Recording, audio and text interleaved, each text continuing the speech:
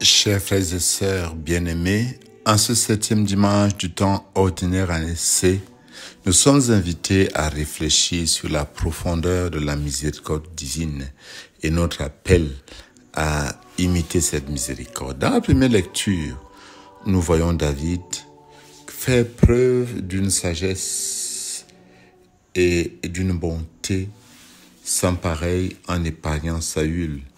Malgré l'opportunité qui lui est donnée de se venger, il déclare « Je n'ai pas voulu porter la main sur le Messie du Seigneur. » Si Dieu nous livre ceux qui nous haïssent ou nous révèle leurs machinations, ce n'est pas pour les massacrer, ce n'est pas pour les détruire, c'est pour les sauver. Le geste de David illustre comment la confiance en Dieu nous donne de dépasser la haine et la vengeance. Notons tout de même aussi le respect pour l'onction divine, même quand un oint est dans l'erreur et nous persécute. Aujourd'hui, le Seigneur t'avait livré entre mes mains, dit David, mais je n'ai pas voulu porter la main sur le Messie du Seigneur. Le psaume que nous lisons ce dimanche, le psaume 102, nous donne de comprendre comment Dieu nous traite. Dieu oublie qui nous sommes. Dieu ne tient pas compte de nos misères. Il va jusqu'à dépasser la limite. Il pardonne toutes nos offenses. Il guérit nos maladies. Il réclame même notre vie à la tombe et nous couronne d'amour et de tendresse. Il n'agit pas envers nous selon nos fautes et ne nous rend pas selon nos offenses. Dans la deuxième lecture, Saint Paul évoque notre transformation à l'image du Christ.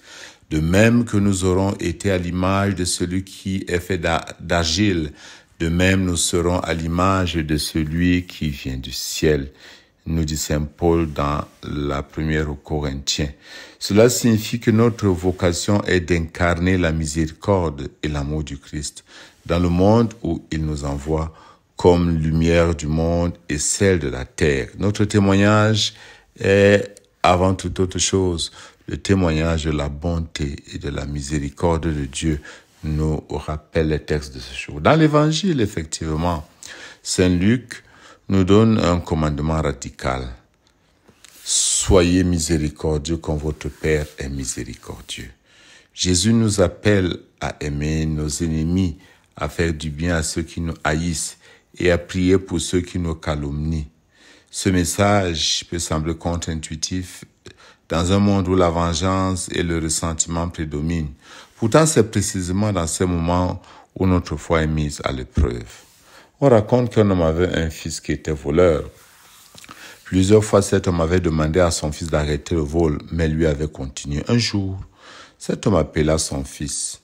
Il prit un couteau et coupa son propre doigt devant son fils. Et il dit à celui-ci, « Désormais, chaque fois que tu voleras, je couperai un doigt de ma main. » Et depuis ce jour, le fils arrêta de voler. C'est ainsi que Dieu a accepté de nous donner son fils en rançon pour nous sauver. Tu as tellement aimé le monde, Père très saint, que tu nous as envoyé ton fils unique lorsque le temps fut accompli pour qu'il soit notre sauveur. Pour accomplir le dessein de ton amour, il s'est livré lui-même à la mort et par sa résurrection, il a détruit la mort et renouvelé la vie. Nous comprenons, chers frères et sœurs, le message principal de ce jour. À l'image de Dieu, nous devons aimer nos ennemis. Nous devons faire du bien à ceux qui nous haïssent. Nous devons souhaiter du bien à ceux qui nous maudissent. Et nous devons prier pour ceux qui nous calomnient. Amour, bienfaisance, prière et pardon nous sont proposés comme modèle aujourd'hui à contre-courant du monde. C'est vraiment un appel à une révolution, la révolution chrétienne, comme David qui pardonne à Saül, comme le Christ lui-même qui nous pardonne sur la croix, comme Saint Étienne qui pardonne à ses bourreaux. Mais nous ne pouvons pas nous en sortir seuls. La prière, la méditation de la parole de Dieu, la confession régulière et surtout l'Eucharistie nous rendent capables de pardonner et de vaincre la spirale de la haine et de rompre le cercle vicieux de la vengeance. Dans Proverbe 17, verset 13, il est écrit « Qui rend le mal pour le bien, voit le mal ne peut quitter sa maison. » Oui, le mal qui nous fait mal, ce n'est pas le mal qui nous arrive. Ce n'est pas le mal que les autres nous font. C'est le mal que nous faisons aux autres. C'est lui qui nous détruit de l'intérieur. Apprenons à aimer, non à haïr.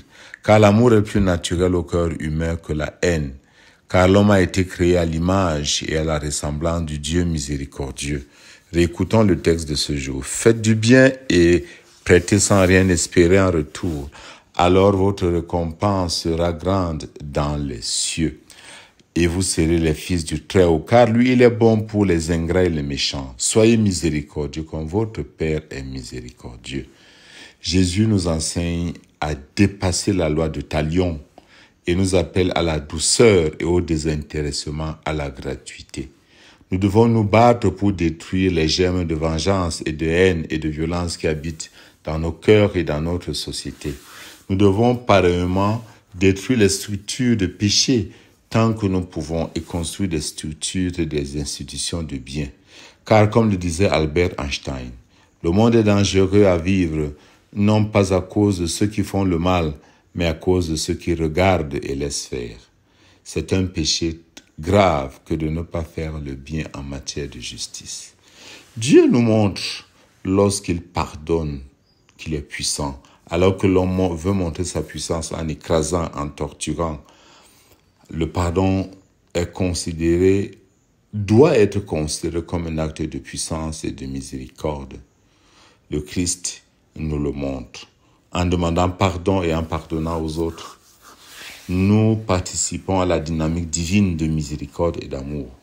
Ne l'oublions jamais, le faible se venge, le fort pardonne. Évidemment, de nous-mêmes, nous ne pouvons pas nous en sortir. Recevons de l'amour de Dieu et donnons de cet amour aux autres. Aimer nos ennemis n'est pas simplement un idéal spirituel. C'est une nécessité pour le monde d'aujourd'hui. Refuser de pardonner nous enferme dans une prison de colère et d'amertume. En revanche, le pardon ouvre la voie à la guérison et à la réconciliation. Cette loi évangélique peut nous donner le vertige, tant cette loi semble exigeante. Pourtant, nous sommes appelés à accueillir cette grâce. Quand nous disons « aller dans la paix du Christ », nous sortons et nous voulons nous engager au quotidien et toute la semaine à vivre de la grâce divine, d'être des artisans de paix. Que nos actions soient des témoins vivants de l'amour inconditionnel que Dieu a pour chacun de nous. Demandons au Seigneur bien-aimé de Dieu de transformer nos cœurs afin que nous puissions aimer comme lui-même il nous aime. Et que Dieu Tout-Puissant vous bénisse, le Père, le Fils et le Saint-Esprit. Amen.